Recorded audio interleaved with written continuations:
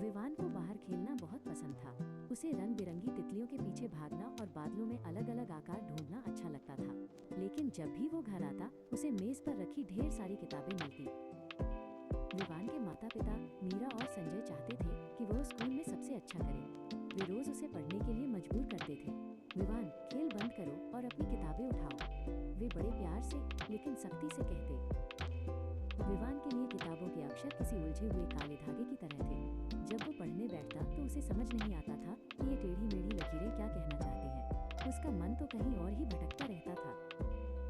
माँ मीरा उसे अक्षर पहचानना सिखाती, लेकिन विवान की नजरें हमेशा खिड़की के बाहर चहचहाती गौरैया पर टिकी रहती थी। विवान, यहाँ देखो, मीरा कहती, लेकिन विवान का ध्यान तो पंखों की फड़फड़ाहट में था।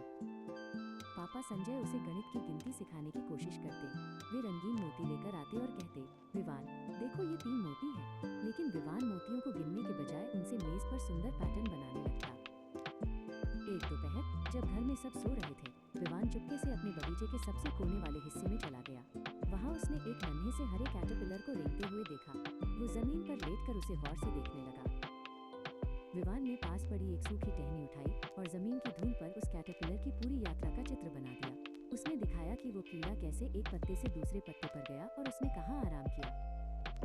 तभी माँ मीरा वहाँ उसे ढूंढते हुए आई। विवान डर गया कि अब उसे डांट पड़ेगी, लेकिन मीरा ने जब जमीन पर बनी उन आकृतियों को देखा तो वो दंग रह गई। उन्होंने देखा कि विवान ने बिना किसी किताब के एक पूरी कहानी कह दी थी।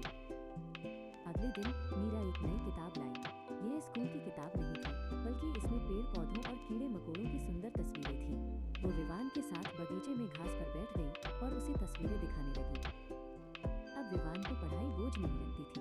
उसने समझ लिया था कि किताबें असल में उसी की दुनिया का हिस्सा हैं। वो अब अपनी पसंद की चीजों के बारे में लिखता और उनकी सुंदर तस्वीरें बनाता। विवान की दुनिया अब रंगों और अक्षरों से भर गई थी।